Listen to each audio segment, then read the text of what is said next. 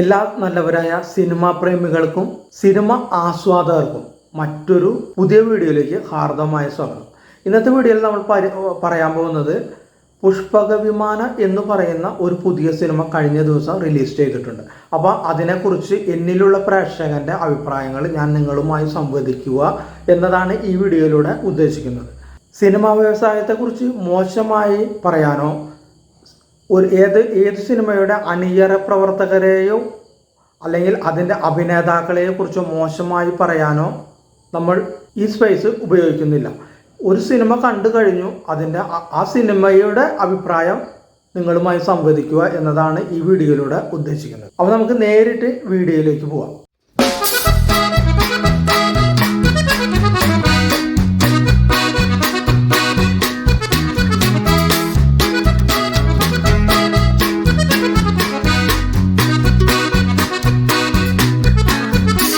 എന്നിലുള്ള പ്രേക്ഷകന് ഈ സിനിമ എന്ത് ദൃശ്യാനുഭവമാണ് നൽകിയത് എന്നതിനെ കുറിച്ചാണ് ഈ വീഡിയോയിലൂടെ നമ്മൾ സംസാരിക്കാൻ പോകുന്നത്. സന്ദീപ് സദാനന്ദനും ദീപു എസും ചേർന്ന് തിരക്കഥ എഴുതിയ രണ്ടുപേര് തിരക്കഥ എഴുതിയ ഉല്ലാസ് കൃഷ്ണൻ സംവിധാനം ചെയ്ത ഒരു ചിത്രമാണ് പുഷ്പക വിമാനം. ഇതിലെ അഭിനേതാക്കൾ സിജു വിൽസൺ ആണ്. അതുകൂടാതെ ബാലു വർഗീസ് ഉണ്ട്, അതുകൂടാതെ ലെന്നി ഉണ്ട്, അതുകൂടാതെ സിദ്ദിഖുണ്ട്, അതുകൂടാതെ നമ്മുടെ രതീഷിൻ്റെ മകനുമുണ്ട്, അതുകൂടാതെ ബേസിൽ ജോസഫും ഉണ്ട്. ഇതാണ് മെയിനായിട്ടുള്ള ക്യാരക്ടേഴ്സ്. അതുകൂടാതെ കുറേ കഥാപാത്രങ്ങളും ഉണ്ടെങ്കിൽ കൂടിയും ഇവരാണ് മെയിൻ ക്യാരക്ടർ. ഇതിൽ സിജു വിൽസനാണ് കൂടുതൽ ഒരു നായക പരിവേഷം പോലെ ഉള്ളത്.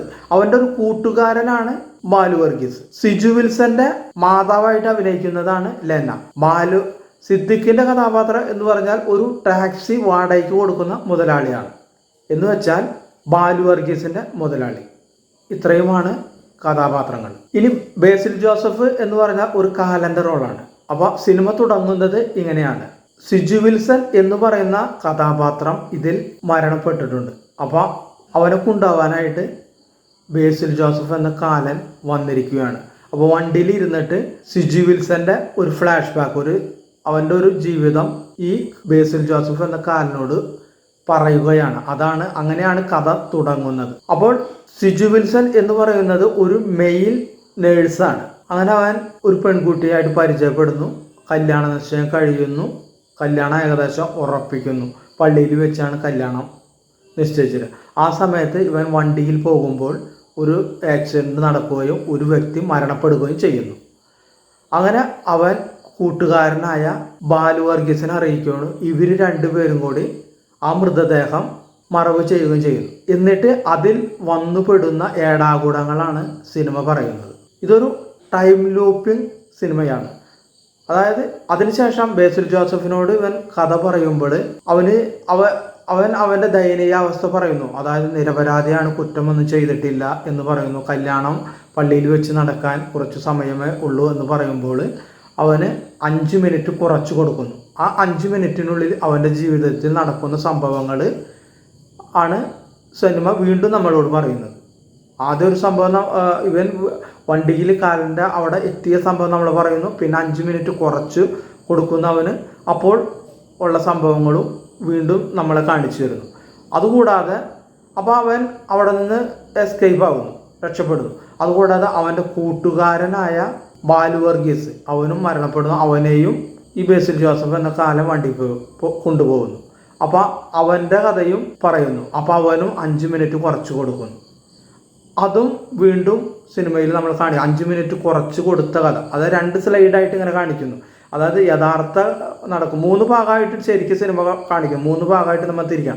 ശരിക്കും നടന്ന ഒരു സംഭവം നമുക്ക് കാണിച്ചു തരുന്നുണ്ട് സിനിമ. അതുകൂടാതെ സിജു വിൽസന് 5 മിനിറ്റ് കുറച്ച് ജീവിതത്തിൽ കുറച്ച് കൊടുക്കുമ്പോൾ ആ സംഭവം എന്താണെന്ന് നമുക്ക് കാണിച്ചു തരുന്നുണ്ട്. അതുകൂടാതെ ബാലു വർഗീസിന് 5 മിനിറ്റ് കുറച്ച് കൊടുക്കുമ്പോൾ അതും നമുക്ക് സിനിമ കാണിച്ചു തരുന്നു. അപ്പോൾ അവിടെ ഒരു ലാഗിങ് ആണ് മുഖ്യ പ്രേക്ഷകർക്കും സംഭവിക്കുന്നത്. അതായത് ആദ്യത്തെ നമ്മൾക്ക് യഥാർത്ഥ സംഭവം കാണിച്ചു തരുന്നു. അതുകൂടാതെ സ്ലൈഡ് ചെയ്ത് 2 ഭാഗമായിട്ട് കാണിച്ചു തരുന്നു. 5 മിനിറ്റ് കുറച്ച് കൊടുക്കുമ്പോൾ എന്താണ് അവിടെ സംഭവിക്കുന്നത് അതും നമുക്ക് കാണിച്ചു തരുന്നു. അതുകൂടാതെ വീണ്ടും ബാലു വർഗീസിന് 5 മിനിറ്റ് കുറച്ച് കൊടുക്കുമ്പോൾ അവൻ്റേതും നമുക്ക് കാണിച്ചു തരുന്നു. അപ്പോൾ ഒരു ലാഗിങ് അവിടെ സംഭവിക്കുന്നുണ്ട് പ്രേക്ഷകർക്ക്. അപ്പോൾ 5 മിനിറ്റ് നമ്മൾ വിചാരിക്കുമെന്ന് പറയാൻ ഓരോ മിനിറ്റിനും ജീവിതത്തിൽ വളരെ വിലയുള്ളതാണ്. അതിപ്പോൾ ട്രെയിൻ മിസ് ചെയ്ത ഒരു വ്യക്തിയോട്, ഒരു മിനിറ്റിന് എത്താൻ സാധിക്കുക ട്രെയിൻ മിസ് ചെയ്ത ഒരു വ്യക്തിയോട് ചോദിച്ചാലാണ് അത് അവന് പറയാനായിട്ട് സാധിക്കുക. അതുകൂടാതെ നമുക്കല്ലോ ഓട്ടം, വളരെ പ്രാക്ടീസ് ചെയ്യുന്ന ഒരു ഓട്ടം, സെക്കൻഡുകളുടെ വ്യത്യാസത്തിലായിരിക്കും അവർ വിജയിക്കുക. ആ വിജയത്തിൽ അവർ കോടികളുടെ പ്രതിഫലമായിരിക്കട്ടെ. അപ്പോൾ ആ സെക്കൻഡുകളുടെ വ്യത്യാസത്തിലാണ് അവർക്ക് കോടികൾ നഷ്ടപ്പെടുന്നത്. അതുകൂടെ നമുക്കും സാധാരണക്കാർക്ക് ചില അനുഭവങ്ങളുണ്ടാകും. നമ്മൾ വണ്ടിയെല്ലാം നിർത്തി വെച്ചിട്ട് പെട്ടെന്ന് ബസ്സിന് വേണ്ടി ഓടുമ്പോൾ ചിലപ്പോഴായിരിക്കും ആ സമയത്തായിരിക്കും ബസ് അവിടെ നിന്ന് എടുത്തു പോവുക. അപ്പോൾ നമ്മൾ പിന്നെ അടുത്ത ബസ് വരുന്നത് 20 മിനിറ്റോ 25 മിനിറ്റോ ശേഷമായിരിക്കും. അപ്പോൾ നമ്മൾ വിചാരിക്കും 5 മിനിറ്റ് അല്ലെങ്കിൽ 2 സെക്കൻഡ് മുന്നേ എത്തിയിരുന്നെങ്കിൽ ഈ ബസ് കിട്ടിയിട്ട് ലക്ഷ്യസ്ഥാനത്ത് വേഗം എത്താമായിരുന്നു എന്ന് നമുക്ക് ആ സമയത്ത് തോന്നും. അതുകൂടാതെ ചില ആക്സിഡൻറ്റുകൾ നമ്മൾ നടക്കുന്നത് നമ്മൾ കണ്ടിട്ടില്ല. അപ്പോൾ സെക്കൻഡുകൾ വ്യത്യാസത്തിൽ അതായത് ഒരു 10 സെക്കൻഡൊക്കെ വ്യത്യാസത്തിൽ ആ വണ്ടികൾ മാറിപ്പോവുകയാണെങ്കിൽ ആ ആക്സിഡൻറ്റുകൾ അവിടെ നടക്കില്ലായിരുന്നു. ചിലപ്പോൾ ചില ജീവനുകളും അവിടെ രക്ഷപ്പെടുമായിരുന്നു. അപ്പോൾ സമയത്തിന് വളരെയധികം വിലയുണ്ട്. അത് ഈ സിനിമ നമുക്ക് കാണിച്ചു തരുന്നത്. അതാണ് മെയിനായിട്ട് സിനിമയുടെ ഒരു തീം, കോർ എലമെൻ്റ് എന്ന് പറയുന്നത് ആ സമയത്തിൻ്റെ വില തന്നെയാണ്. അല്ലാതെ ഇതിലൊരു ത്രില്ലർ മൂഡിലോ അല്ലെങ്കിൽ ഒരു ഇൻവെസ്റ്റിഗേഷൻ ചിത്രമായിട്ട് ഇത് നമുക്ക് പറയാനായിട്ട് സാധിക്കില്ല. ആദ്യത്തെ കുറച്ച് സമയത്ത് നമ്മളെ ഒരു ലാഗ് അടിപ്പിച്ചു, പിന്നെ ആ വ്യക്തി മരണപ്പെട്ടതിന് ശേഷം അവിടെ നിന്ന് ഒരു ത്രില്ലർ മൂഡിലേക്ക് ആണ് ചിത്രം പോകുന്നത്. ആരാണ് കുറ്റവാളി എന്ന് നമുക്ക് ഒരു ഉത്കണ്ഠ ഉണ്ടാവുമല്ലോ, അതിൽ പോകുന്നു. പിന്നെ ആ കഥയിൽ നിന്നും മാറിയിട്ട് പിന്നെ ഈ 5 മിനിറ്റിൻ്റെ ലൂപ്പ് എലമെൻ്റ് ആണ് വരുന്നത്. അതും നമുക്ക് കുഴപ്പമില്ല എന്ന് പറയാം. പിന്നെ ലാസ്റ്റ് ആകുമ്പോൾ നമുക്ക് വീണ്ടും ഒരു ലാഗിങ് ആണ് സിനിമയിൽ സംഭവിക്കുന്നത്. അപ്പോൾ എന്നിലെ പ്രേക്ഷകനെ സംബന്ധിച്ച് ഇതൊരു ബിലോ ആവറേജിലുള്ള സിനിമയാണ്. എന്നിലെ പ്രേക്ഷകന് ഈ സിനിമ ഒരു തൃപ്തിപ്പെടുത്തുന്നില്ല. പിന്നെ ഏത് സിനിമയിലും ഏത് നല്ല സിനിമ നമ്മൾ എടുത്തു നോക്കിയാലും ആ സിനിമയിൽ ചില മോശം രംഗങ്ങളോ ഭാഗങ്ങളോ ഉണ്ടാവും. അതുപോലെ ഏത് മോശം സിനിമ എടുത്താലും അതിൽ ചില നല്ല ഭാഗങ്ങൾ നമുക്കുണ്ടാവും. പക്ഷെ നമ്മൾ കഴിഞ്ഞ എല്ലാ വീഡിയോയിലും പറയുന്നത് പോലെ ഒരു സിനിമ എടുത്തു നോക്കിക്കഴിഞ്ഞാൽ അതിൽ കുറേ അധികം നല്ല സീനുകൾ, നല്ല രംഗങ്ങൾ, പ്രേക്ഷകർക്ക് ഇഷ്ടപ്പെടുന്ന നല്ല രംഗങ്ങളും ഉണ്ടായിരിക്കുക. ആ രംഗങ്ങൾ കൂടുതൽ പേർക്ക് ഇഷ്ടപ്പെടുകയും വേണം.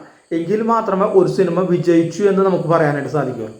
കൂടുതൽ നല്ല രംഗങ്ങൾ വന്ന് കൂടുതൽ പേർക്ക് ഇഷ്ടപ്പെട്ട് കഴിഞ്ഞാൽ അവർ പറയും ഇത് നല്ല സിനിമയുടെ കുഴപ്പമില്ല, പോയി കണ്ടോളൂന്ന് എല്ലാവരോടും പറഞ്ഞിട്ട് അങ്ങനെ എല്ലാവരും വന്നു ചേരുന്ന് കണ്ടിട്ട് അപ്പോഴാണ് ഒരു സിനിമ വിജയിച്ചു എന്ന് നമുക്ക് പറയാം. പക്ഷേ ഈ സിനിമയിലും എനിക്ക് ഇഷ്ടപ്പെട്ട ചില ഭാഗങ്ങളുണ്ട്. അത് നമുക്ക് ഒന്ന് ഷെയർ ചെയ്യാം ഏതൊക്കെയാണ് ഭാഗങ്ങളുള്ളത്. പിന്നെ മറ്റൊരു കാര്യം പ്രത്യേകം ശ്രദ്ധിക്കേണ്ടതെന്ന് വെച്ചാൽ ഈ സിനിമയിൽ സിജു വിൽസൺ ഇട്ടിരിക്കുന്ന ഡ്രസ്സ്, അവൻ്റെ ഷർട്ട് സൂപ്പർ ഷർട്ടാണ്.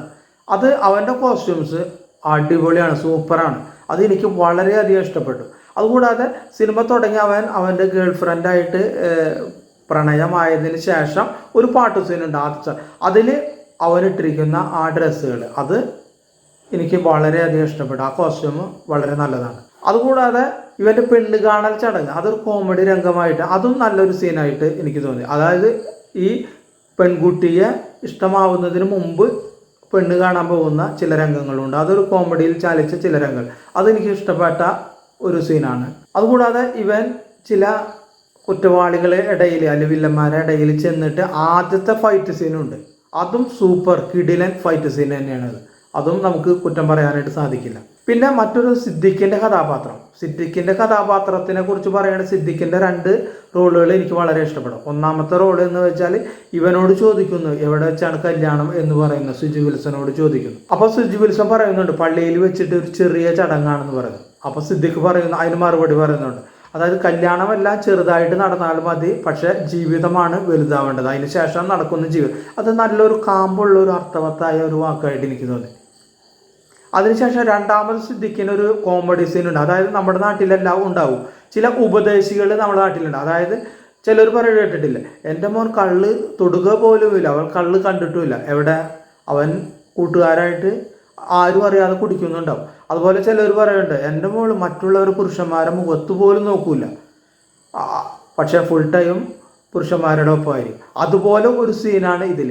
അതായത് ഒരു സിദ്ദിഖ് ഒരു ദിവസം രാവിലെ ഓട്ടമെല്ലാം കഴിഞ്ഞ എക്സസൈസുകൾ വീട്ടിലേക്ക് വരികയാണ്. അപ്പോൾ പത്രത്തിൽ കാണുകയാണ് പെൺകുട്ടികൾ ഒളിച്ചോടി അല്ലെങ്കിൽ കാമുകനെ ഉപേക്ഷിച്ച് ഭർത്താവിനെ ഉപേക്ഷിച്ച് കാമുകൻ്റെ ഒപ്പം പോയെന്ന് പത്രത്തിൽ കാണുകയാണ്. അപ്പോൾ സിദ്ദിഖ് വീടിൻ്റെ ഉള്ളിലേക്ക് കയറുമ്പോൾ സ്വന്തം മകളുടെ റൂമിൽ ഒരുത്തൻ ഇരുന്നിട്ട് അവർ രണ്ടുപേരും ഇരുന്ന് സംസാരിക്കുകയാണ്. അതായത് നേരം വെളുത്തു, അവർ രണ്ടുപേരും അറിഞ്ഞിട്ടില്ല. അവിടെ ഒരു സീനുണ്ട്, അത് എനിക്ക് നല്ല രീതിയിലുള്ള സീനായിട്ട് എനിക്ക് തോന്നി. പിന്നെ അവസാനമായിട്ട് എനിക്ക് ഏറ്റവും ഇഷ്ടപ്പെട്ട ഒരു സീൻ എന്ന് വെച്ചാൽ ബാലു വർഗീസ് മരണപ്പെട്ടിട്ട് ഈ ബേസിൽ ജോസഫിൻ്റെ വണ്ടിയിൽ പോകുന്നുണ്ടല്ലോ, കാലൻ്റെ കൂടെ പോകുന്നുണ്ട്. ആ സമയത്ത് ബാലു വർഗീസിൻ്റെ ഒരു പ്രകടനമുണ്ട്, കോമഡിയിൽ പറയുന്ന ഒരു വൈകാരികമായ ഒരു പ്രകടനം. അതായത് ഞാൻ ജീവിച്ചു കഴിഞ്ഞിട്ടില്ല, എനിക്ക് ഈ വണ്ടിയിൽ പോകണം, എനിക്ക് കുറേ കാര്യമുണ്ട്, എന്നെ ഒന്ന് വിടൂ എന്നൊക്കെ പറഞ്ഞിട്ട് വളരെ ഇമോഷണലായിട്ട് ഒരു രംഗം. അത് വളരെ കോമഡിയിൽ വളരെയധികം നല്ലൊരു കോമഡി സീനാണ് അത്. അപ്പോൾ അതിൻ്റെ ഉള്ളിലിരിക്കുന്ന മറ്റൊരു കാലം കൊണ്ടുവന്ന വയസ്സായ ഒരു കഥാപാത്രമാണ്. ആ കഥാപാത്രം പറയും ഇവനെങ്ങനെയെങ്കിലും ഇവിടെ ഉപേക്ഷിച്ച് പോകാം, നമുക്ക് സ്വസ്ഥമായിട്ട് പോകാം എന്ന് കാലനോട് പറയുന്നു. അപ്പോൾ അവിടെ വഴിയിൽ ഉപേക്ഷിച്ച് പോകുന്നു. അത് നല്ലൊരു സീനാണ്.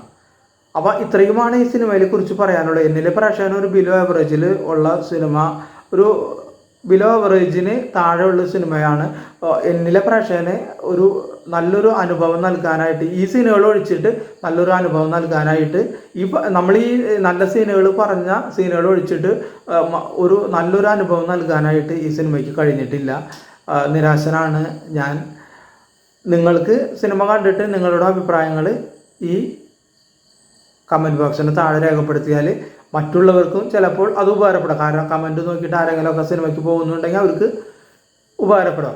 അപ്പോൾ ഈ സിനിമയ്ക്ക് ഉള്ളടക്കം അവസാനമായിട്ട് പറയാനുള്ളതെന്ന് വെച്ചാൽ ആരെയും ദ്രോഹിക്കാനോ ആരെയും വേദനിപ്പിക്കാനോ അല്ല പറഞ്ഞത്. സിനിമയെക്കുറിച്ച് എനിക്ക് തോന്നിയ കാര്യങ്ങൾ പറഞ്ഞു എന്ന് മാത്രം, അല്ലാതെ മറ്റുള്ളവർക്ക് വാക്കുകൊണ്ടോ അല്ലെങ്കിൽ കർമ്മം കൊണ്ടോ ദ്രോഹം ചെല്ലാനായിട്ട് നമ്മൾ ആഗ്രഹിക്കുന്നില്ല. അപ്പോൾ ഇത്രയുമാണ് പറയാനുള്ള കാര്യങ്ങൾ. അപ്പോൾ ഈ വീഡിയോ നിങ്ങൾക്ക് എല്ലാവർക്കും ഇഷ്ടപ്പെട്ടു എന്ന് കരുതുന്നു. ഇഷ്ടപ്പെട്ടിട്ടുണ്ടെങ്കിൽ ഒരു ലൈക്ക് ചെയ്യുക, കൂടാതെ ചെറിയ സബ്സ്ക്രൈബ് നൽകാനായിട്ട് അഭ്യർത്ഥിക്കുന്നു.